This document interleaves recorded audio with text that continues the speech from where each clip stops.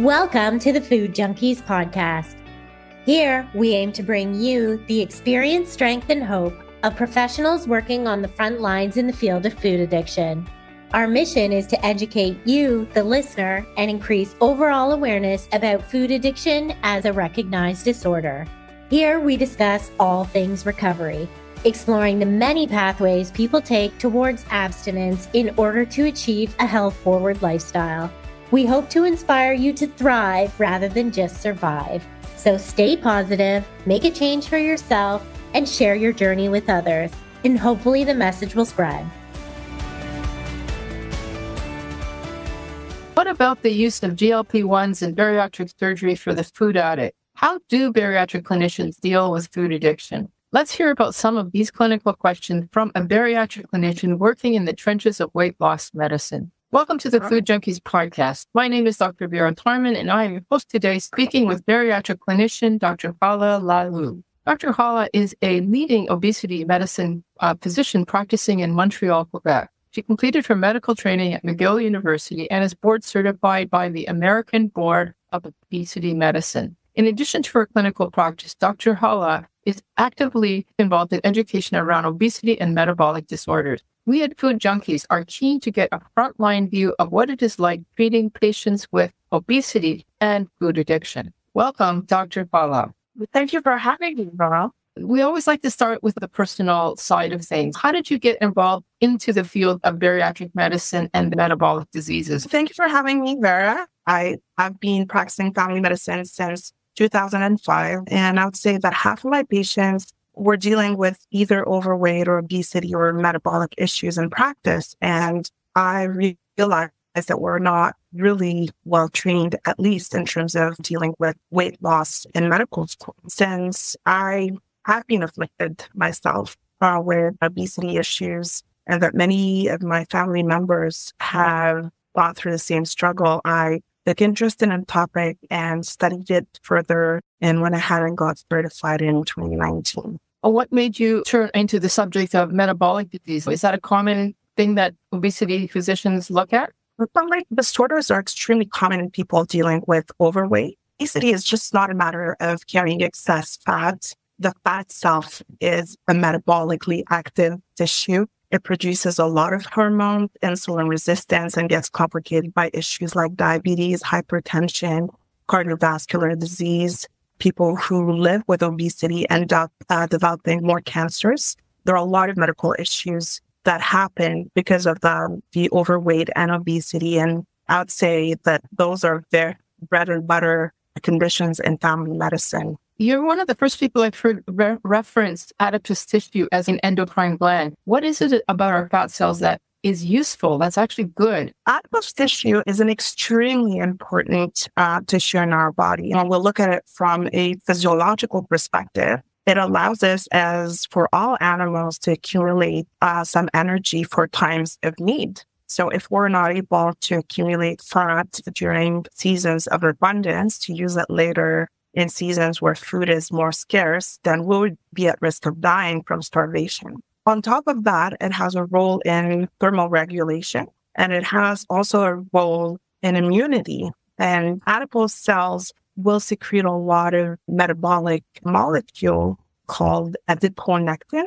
One of them is leptin, L-E-P-I-N, and leptin is a hormone that signals that we have enough energy stores, that we don't need to eat as much. Fat cells will also produce a lot of the immune-regulating molecules, interleukins, TNF-alpha, etc. So it is a very metabolically and immune-active tissue. And what happens is, in times of very abundant fat, or what happens is that the cells stop, there's not enough blood circulating through the tissue, and the tissue becomes inflamed and starts over-secreting some substances that will affect the whole body and will be involved in things like neuroinflammation in the brain and whole body inflammation. It's involved, for instance, in chronic pain at times. So when it does its job, it's extremely helpful, but when we accumulate fat in excess, it turns out to be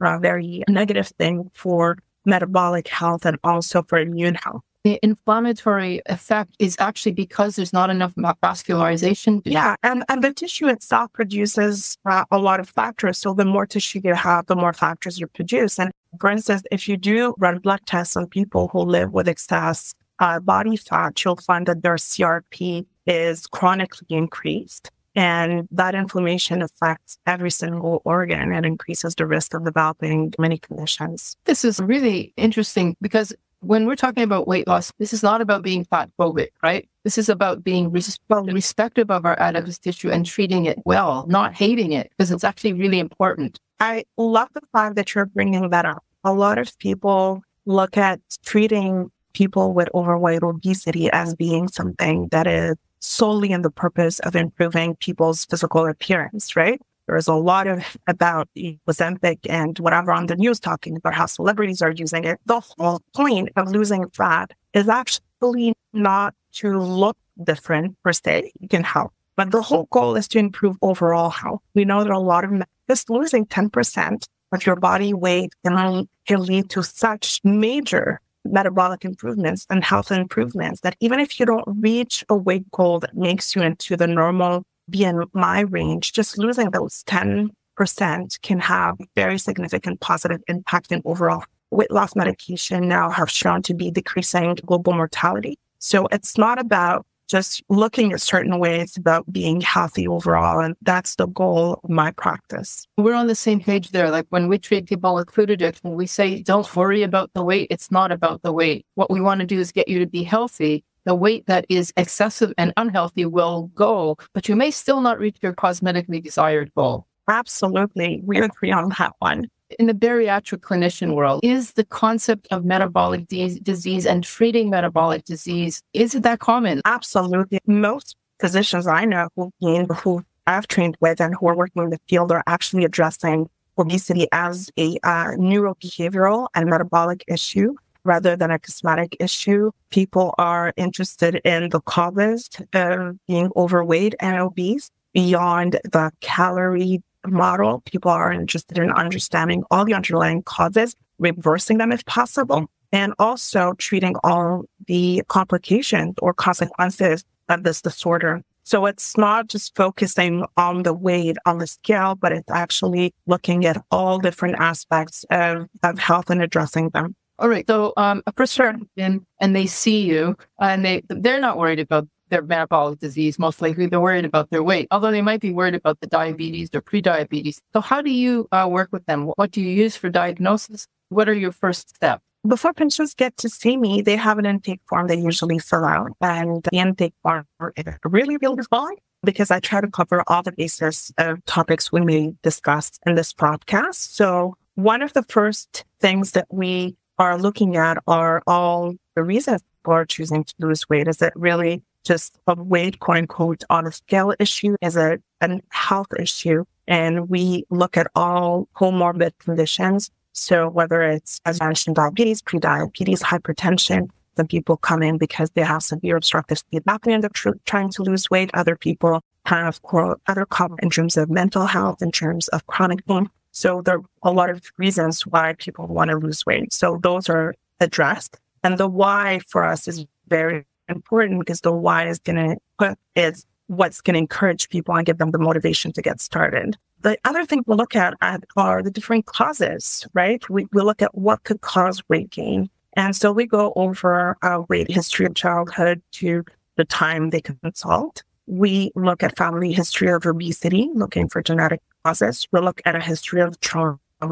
We know that people who have lived through adverse childhood events will tend to develop obesity later on. And we're talking about all kinds of trauma. Living in poverty and scarcity will actually induce obesity later on in life. We're looking at eating disorders as an issue. We're looking at past history of addictions, other forms of addictions, whether it's alcohol, tobacco, and other drugs. And then we'll look at lifestyle per se. So we're looking at their sleep habits, eating habits, stress level. We're also addressing things like hedonic eating, why people, not only what they eat, but why they eat, and eating pattern and behaviors that will actually raise the flags for food addiction. So we have a few questions that we're asking the intake form that actually will make us think or look at things like ADHD and food addiction. So before I get to see patients in clinic, I take a look at their intake form and I could, based on what they're writing, try to figure out what's going on and what are the best ways to help them. And it's never medication. There's a lot of stuff to be done before we address medication, and working on sleep, working on stress management, screening for food addiction and screening for ADHD are often the very first steps that we put in place before we go ahead and look for other ways to address the issue. And when I see them first, one of the things we do, obviously, there is a whole history taking examination. Part of our exam is that we, in my clinic, people are being weighed on an bioimpedance scale. So we actually don't just look at their overall weight, we look at their fat mass and their muscle mass, because we know that BMI is not a very good indicator of true health and obesity. Some people can carry very strong muscles and fat, but not have the same percent adipose tissue, and somebody who might look very skinny, but is carrying a higher percent body fat. You mentioned a number of variables that you check ahead of time: sleep, stress, mood, ADHD, which we'll talk about shortly, and of course, food addiction. Do you at the same time also offer a diet plan or a food plan? The way we look at food is that food is a very individual. It's not a food plan. And the reason I don't like to give food plans is that we want people to eat what they like and adjust their eating based on their personal preferences, whether they're food preferences, religious preferences, depending on what their parents, and they need to adjust the meals to their kids. So having a restricted food plan doesn't actually work in the long term. So I have food guidelines that are really based on what a food plate could look like. What are the portions of protein, vegetables, unprocessed carbs that they might want to eat based on their own body weight and morphology. And then they get to play around by choosing the protein that they enjoy and the vegetables that they like and the healthy fat that's working for their family and the carbs that they're not too addicted to. So we kind of work around not a food plan, but a food pattern. A food guideline or pattern. But what if they say to you, I really like pizza? 50% of the population at least eats ultra-processed food. So how do you work? Absolutely. So the story is eating pizza every day versus eating pizza extremely rarely doesn't bring about the same results, right? So the question is, how often? I understand you like pizza. How often do you like to eat pizza? Is it a daily thing? Is it a weekly thing? Is it a monthly thing? And I think depending on what the food frequency is and the relationship they have with pizza, not as a frequent example, but people will say, I eat bread at every meal. So bread is a big issue. It's a bigger issue, I would say, than pizza. So people say, I cannot live without bread. So where people say, I cannot live without something, that the red flags of food addiction start popping up for me. And the question is, well, what would happen if you didn't eat bread? Like, could you reduce bread? And we're talking about, other than the world of addiction, we really go about abstinence being the way we treat. And the food in the realm of obesity medicine, the way I approach it is if abstinence is not something that they can do, we aim for harm reduction. What is the minimum dose that they can consume without much harm? And we're talking about quantities or frequency of food. And the other thing that is extremely important to realize is that for some people, going through a very restrictive pattern will actually work for a couple of days or a couple of weeks, and then it will throw them into a binge pattern. So we have to be very careful into how we approach restriction versus moderation is a word that I don't really like per se, because some people cannot moderate their consumption of foods that they're very triggered by or addicted to. But we're looking at a different relationship they can have with those foods. You will recognize that there are trigger foods by those red flags. And then you'll ask the person, is it possible to moderate? And then if it's clearly not possible, I guess you go to plan B. Yeah. So we'll look at how we can replace that, how we can decrease the quantity. There is the notion of what we call environmental control. There are foods that for me are outside foods that are better not to bring home. And there are people foods, meaning that when you would like to enjoy them, you don't eat them by yourself at home in hiding and overconsume. So if you like to have bread and you're at a restaurant and there's a loaf of bread and there are 6 of you sharing it versus you eating the whole loaf of bread at home and hiding, it's a very different food experience for people. So to decrease the sense of restriction, so there are sometimes foods that you eat in outside environments surrounded by people, and it usually tends to help. When we talk about food addiction, because I'm in that field, that's all the people that I see. In the larger population, we estimate that it's probably 15-20% of the population, which means that 80% are not and might be able to abide by the moderation tools that you're suggesting. Yeah. In the obese population, it might be a little higher, but there's still a lot of people who probably do well with your suggestion. Do you come across those who it's just impossible? They can't moderate? Absolutely. Some people can't moderate, and some people come and feel very ashamed to tell me I was not able to do it. And I say, there's nothing to be ashamed.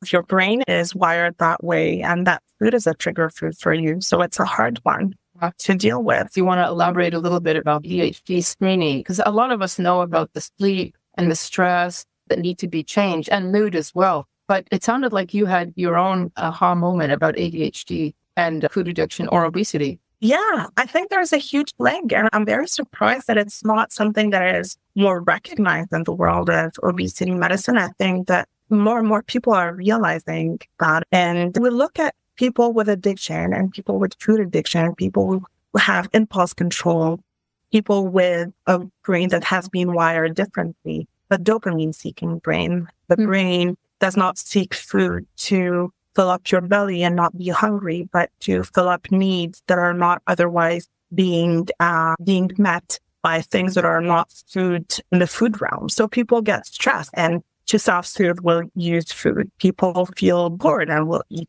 People cannot focus and they'll eat food. And people will be very happy and will eat food to really just get that dopamine to soothe either very low emotions or very high emotions and just to be in a comfortable range. So from that perspective, people with a dopamine-seeking brain, they don't eat because of hunger. They eat because of cravings. And I often explain it to patients, hunger is a physical feeling that happens in your stomach or feels physically. Cravings are a thought in your brain. Your brain lights up and say, oh my God, that bread looks amazing. Let me have some. Or I'm bored. What's in the fridge? So cravings and hunger are two very different things, and they happen in different parts of the brain, and they're not controlled with the same neurotransmitters. And if you do have a dopamine-seeking brain, so a brain that really uses food as a reward, and your prefrontal cortex, which is your impulse control center, that is able to look at the long-term outcome of it. Remember, we decided this morning that we should be eating this food because it might trigger us, or we're trying to lose weight. Let's not eat this food that is not helping us reach our weight goal. But your impulse control center is out of commission, then you're in trouble. You have a lot of craving. And the way I look at it is sometimes I explain it to my patients, like using an example in psychology where your limbic system is like a huge elephant and your prefrontal cortex is like the elephant. I was going to say it in French, it's the driver of the elephant. And then all of a sudden, your elephant sees a peanut and goes crazy, but you're very weak. You can't control it. So you get carried away everywhere the elephant wants to go and goes. And the prefrontal cortex in people with ADHD is not only not as developed, it lacks the dopamine, the connections are not as strong. You add to that sleep deprivation or you add to that stress, and the prefrontal cortex is even less effective. So your cravings are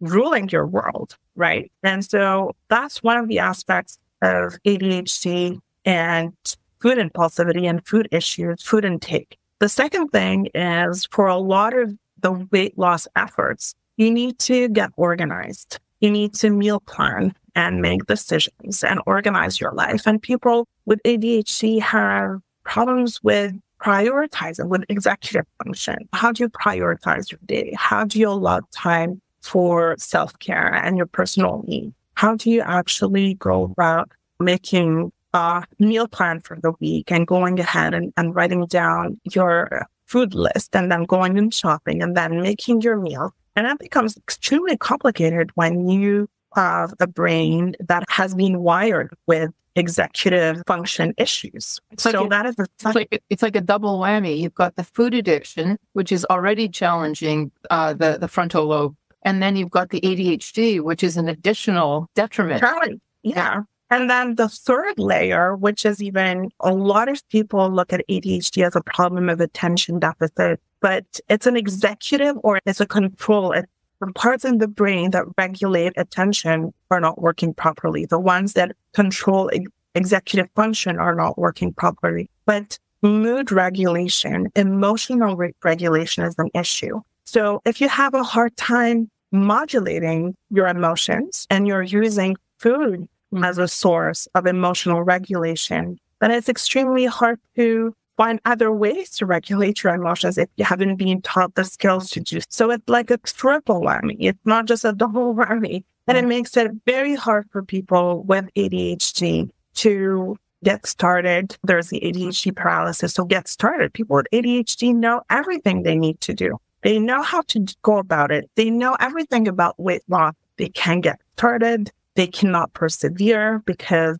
it's a very all or nothing way of working in their brain. Either you're hyper-focusing on weight loss and you're doing everything right, and then you mismanage a couple of days, and then you go back to square one or zero. And it's very hard to get restarted because of all the shame and the blame that comes with it. It's a very difficult task for people to lose weight, and it's very easy for them to gain weight because they self-soothe with food. And because of the way they can be disorganized, they're more prone to fast food. They're more prone to prepackaged food, to over-consuming prepackaged food, because it's hard to go through all the food making. Your term paralysis really struck home for me.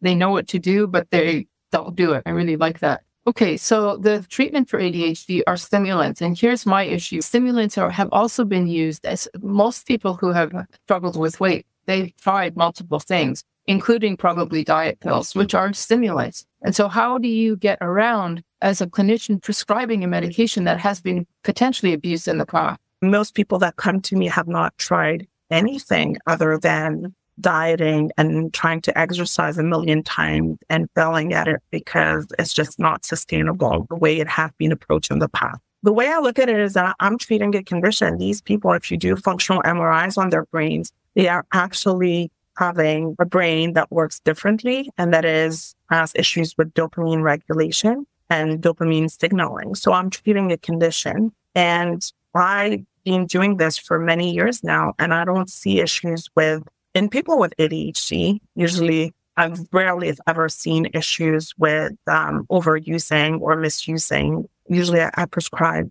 Vyvanse or Bifenton or Concerta, whichever medication works best for their ADHD in general. And usually, they use it to function. They don't use it. I haven't seen this in my clinical practice. It doesn't mean that it doesn't exist, but I haven't seen it. Okay. You've talked about some of the lifestyle interventions. Anything else to say about the ADHD piece? I think ADHD is really under-recognized, misdiagnosed.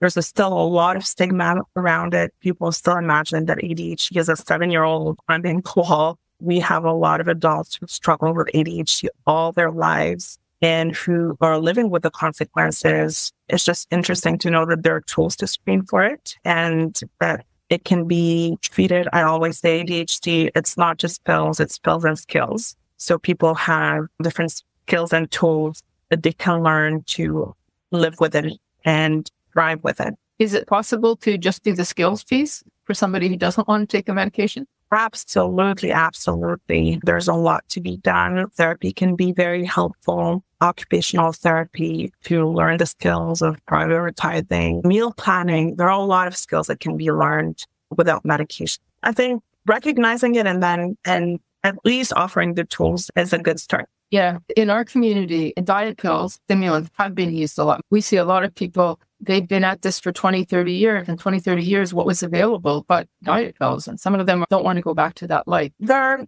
actually right now medications that are approved in Canada for weight loss, there are two categories. There are GLP-1 agonists that are usually in injectable form. And then there is Contrave, which is a mixture of two medications that people may or may not recognize. Bupropion, which is a medication that has been used as an antidepressant, but also as a tobacco cessation tool. And the second molecule is naltrexone, which is also a medication that is being used to help people with alcohol use disorder. So the combination of both have been marketed for weight loss, and actually it totally makes sense because these two pills will act on the craving centers in the brain, the craving of alcohol, the craving of nicotine. The same centers work for craving for food. So when you combine both, it's a very powerful way to control food craving.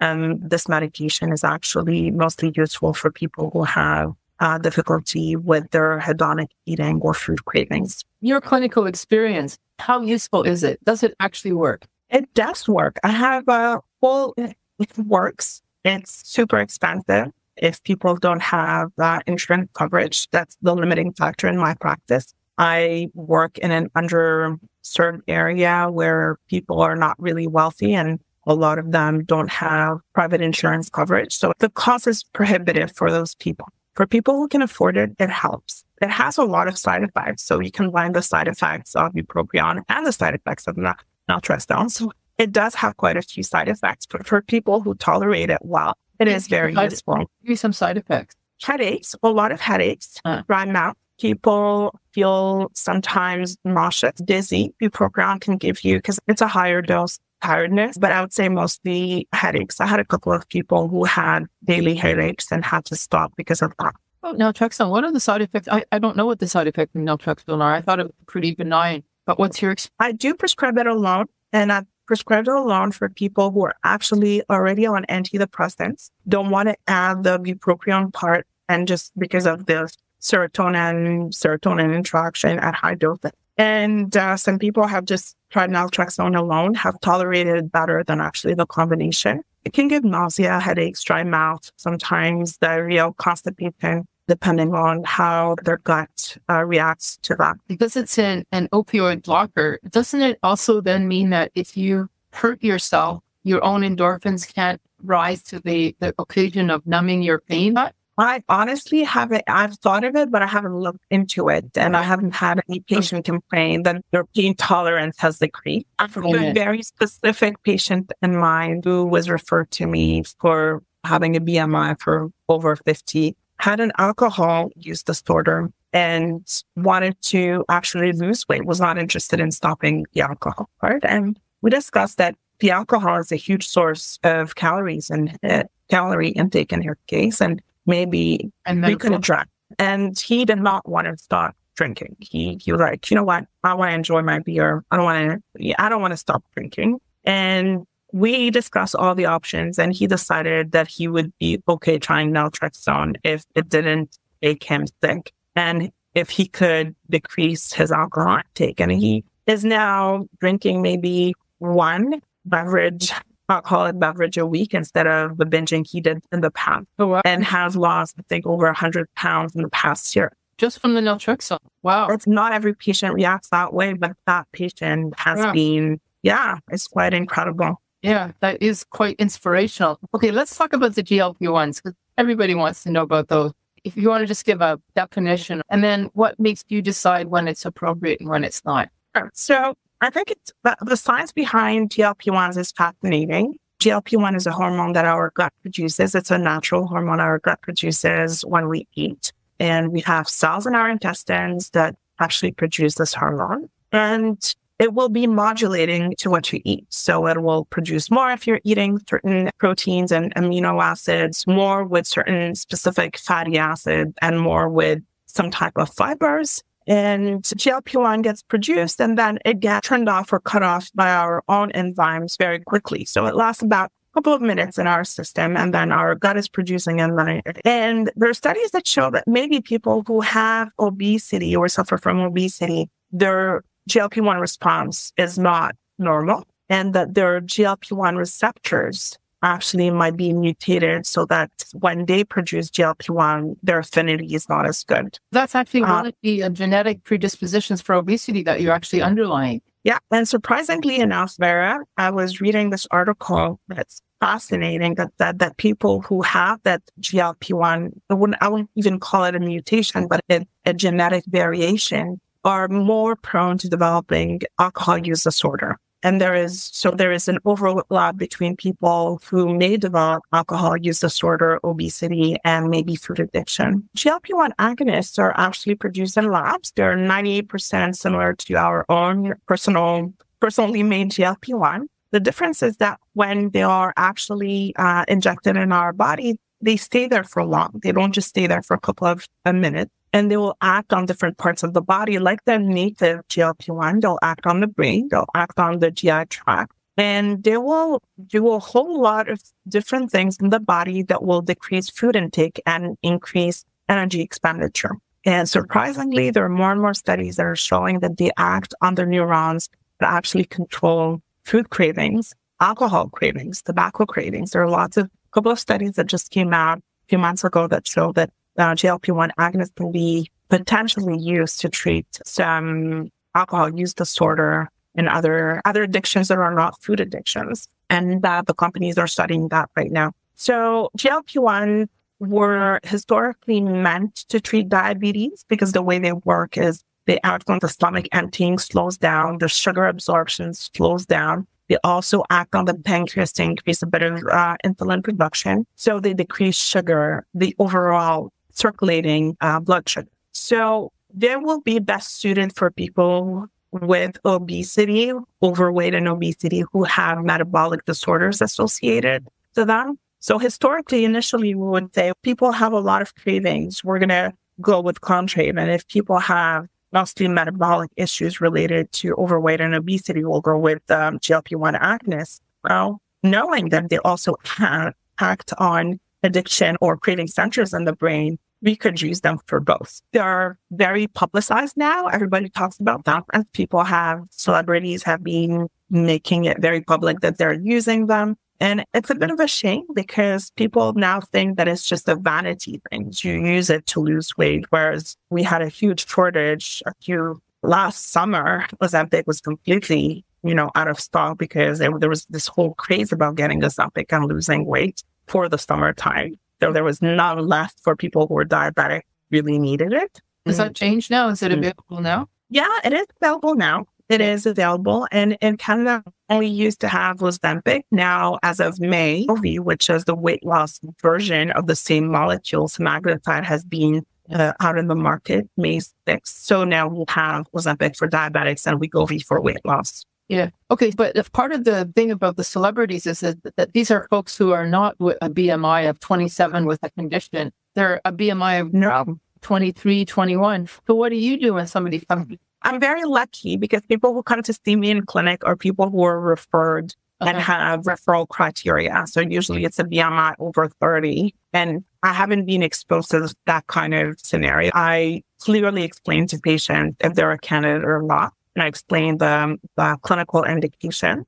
And the clinical indications are very clear. It's a BMI of 30 without any complications, or BMI of 27 with medical complications. So if you have a BMI of 27. There are people with a BMI of 35, 40, even higher, who actually don't have diabetes. Would they still qualify just by virtue of a higher? Absolutely. Yeah. Absolutely. There's a BMI cutoff, which is 30 or 27 plus complications. And there are people who are not diabetic, but they're pre-diabetic, or people who are not diabetic or pre-diabetic, but are insulin resistant.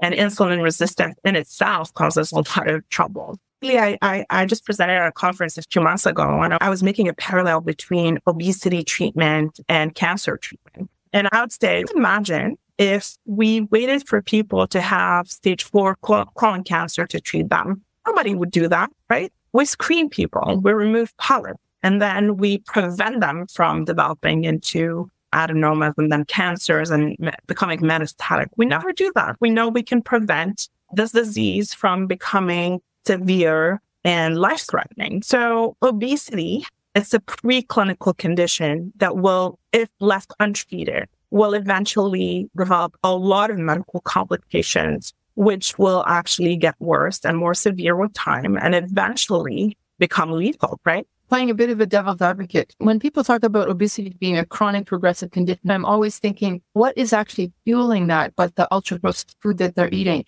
So is it possible to be genetically predisposed to obesity and be eating a keto diet or a totally carb-free diet and yet still maintain the progression to obesity?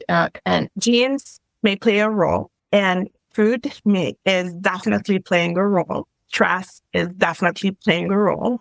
Genes load the gun, and environment pulls the trigger. Yeah. So you could have a gene and try to do everything you can to prevent the disease from happening and progressing, right? You could do all the lifestyle changes and all the treatments that are, quote unquote, available. And then remission. Then you could be in remission, right? You can manage it and you can prevent it from worsening. The problem is that for a lot of people, they were not given the tools from a very young age to learn to eat right. You have to develop good stress management skills, have a sleep routine, and they live their lives as kids and adolescents, young adults, and then adults with a whole slew of lifestyle challenges. Yeah. And they have already developed obesity because of all those years of living that way. And then you're like, we have to turn your life around. You have to relearn all those skills.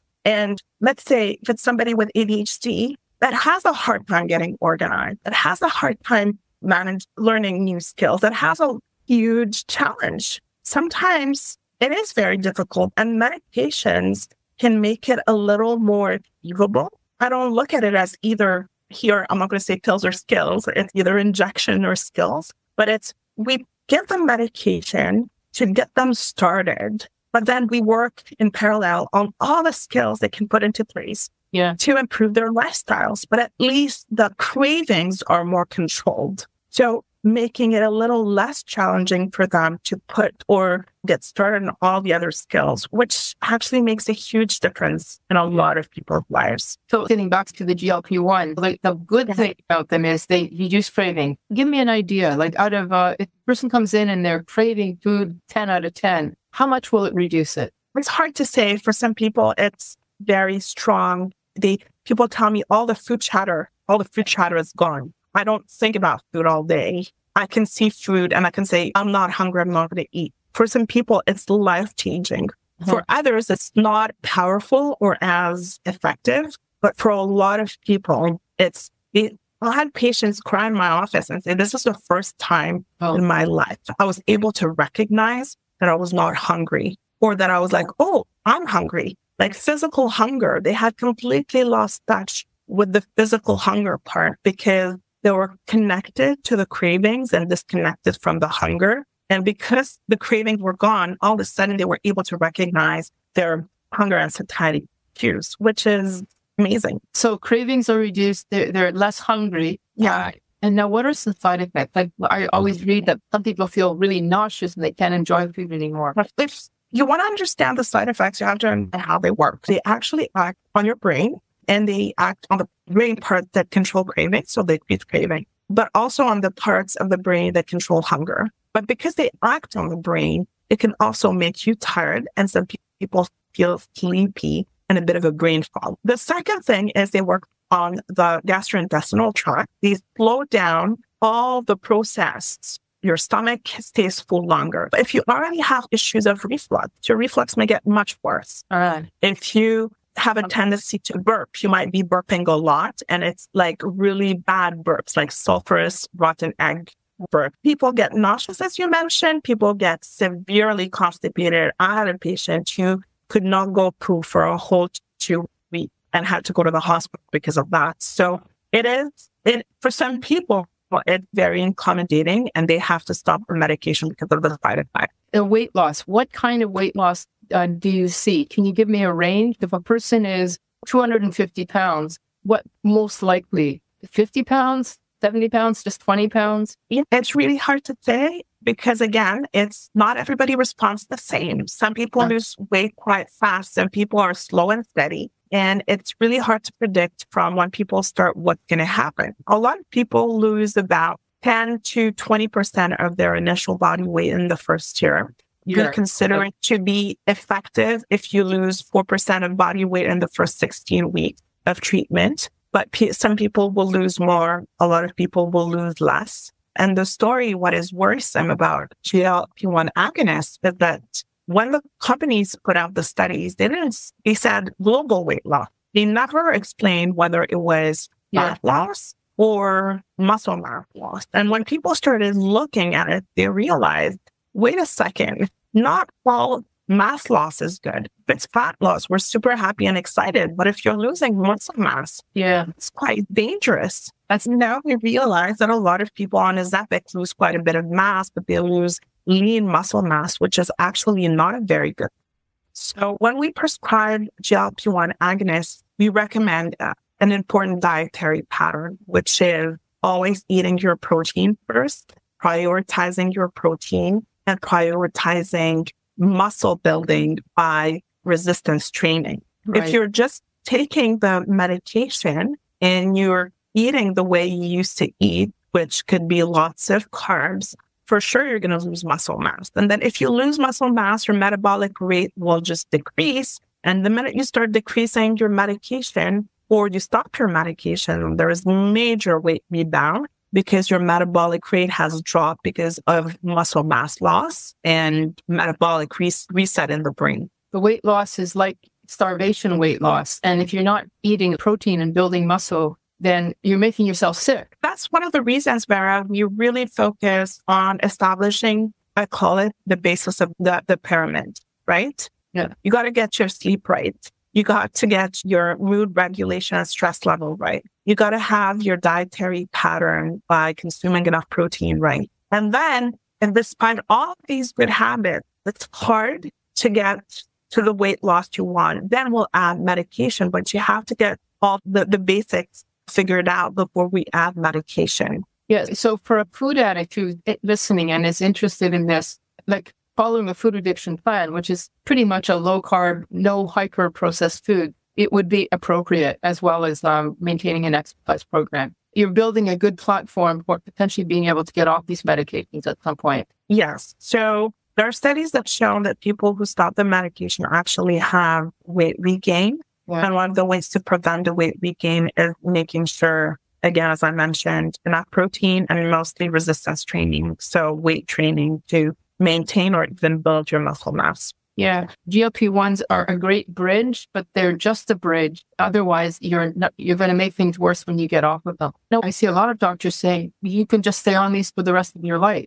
Isn't there a danger of tolerance developing at some point? Clinically, what I've seen is that some people see their appetites increase at the same dose over a long period of time, which is a form of tolerance. And people with diabetes are supposed to be on these medications for the rest of their lives because of the diabetes. So the same goes for obesity. If you consider it to be a chronic condition, a lot of doctors are saying it is a chronic condition. You have to treat it chronically with weight loss medication. But I've seen clinically people whose appetites will creep up slowly over a prolonged period of time. It's a fairly new drug. It is something in the future we may have to consider. Absolutely. Wegovy just got approved, you said in May, but I'm sure there's other drugs coming up that are even more complex than GLP-1 plus something else. Medication has been approved already in the US that is approved in Canada for diabetes management, but it will eventually probably be also approved for weight loss, called tirzepatide or Mounjaro. It is a GLP-1 agonist plus a GIP agonist. So it's a dual agonist, incretin agonist. And people have even better results with Mounjaro than they do with Ozempic because it acts on two different receptors rather than just one. So that's something people with diabetes who live with overweight and obesity who are on Mounjaro are having amazing results in terms of weight loss. We haven't even asked about bariatric surgery, but one question, have you seen people post-bariatric who have also used the GLP-1s and is that an acceptable combination? Yeah, so weight regain after bariatric surgery is one of the major issues, right? People will lose significant amounts of weight, and then eventually, again, the weight will keep up eventually after a couple of years. And more, and we're using GLP-1 agonists to help with that weight regain. And in a recent conference I went to, some bariatric surgeons are actually recommending that people should or could or would have to start them after a year, because that's when most of the weight regain will start creeping up. I mean, I don't think it's standard of care yet in the US. I haven't seen it here in Canada, but it's something that's been talked about in medical conferences. The interesting point about bariatric surgery is after you get bariatric surgery, your natural GLP-1 will increase significantly. That's one of the ways bariatric surgery works, is that your natural GLP-1 will increase and increase. It's not just the restrictive or malabsorptive aspect of surgery that works, but also the GLP-1 aspect. So the whole physiology of it is in the first year, your GLP-1 is really increased, so it should be okay. But after that 1 year mark, the GLP-1 start declining again, and that would be when the good timing to maybe start the GLP-1 agonist post-surgery. I wonder if GLP-1s are making bariatric surgery rate plummet because people are choosing that over surgery. So I've looked into it. I couldn't find any data in Canada. And the story is in Canada, there's such a backlog and such difficult access to bariatric surgery. I don't think that has affected the rate. Yeah. But in the US, I read this article recently where one of the surgeons was talking about a decrease of 20 to 30% of their surgery volume since the introduction of GLP-1 agonists for weight loss. Yeah. What is next for you? So you're doing this bariatric clinical work. What's next for you? So I'm doing a lot of family medicine and a bit of obesity medicine. I'm teaching medical residents. And actually, as I mentioned, there's so little being taught in medical schools across Canada and the US about obesity medicine that I see my role as an educator mostly. People will go to conferences if they're really interested in the topic on a daily basis. People don't get the time to learn more. So my role is to make people around me aware. So my colleagues have been presenting at local conferences.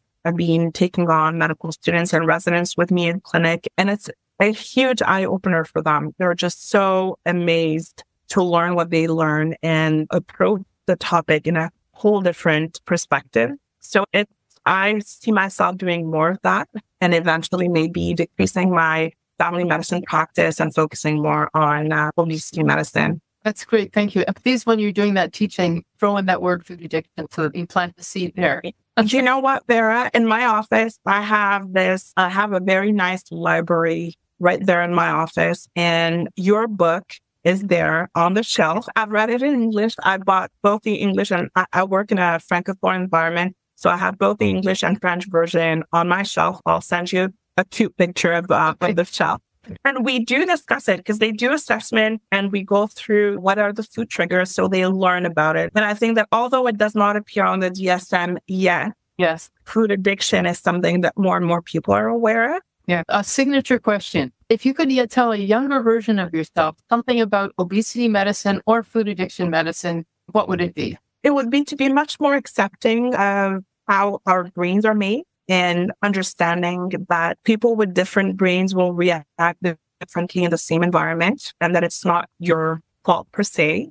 Breaking that cycle of blame, shame, and suffering, real suffering, because people suffer in silence. They see it as a character flaw, as being lazy, as not being able to take care of themselves and eat right, etc. But look at it from very loving and compassionate way and looking at it as my brain is different. It needs to interact with the environment differently. And I need to work on that environment to make it easier for myself. So not looking at it from a place of restriction, but from making the right choices to take care of yourself and of your brain that may work very differently from other brains. Well, sir, thank you so much. That was great. You covered your clinical world really well. Thank you. I really appreciate it. My pleasure. Thanks for joining us this week on Food Junkies Recovery from Food Addiction. Make sure to join our Facebook group, Sugar Free for Life Support Group, I'm Sweet Enough. Molly and Clarissa are food addiction professionals who offer one-to-one counseling and group coaching through Sweet Sobriety.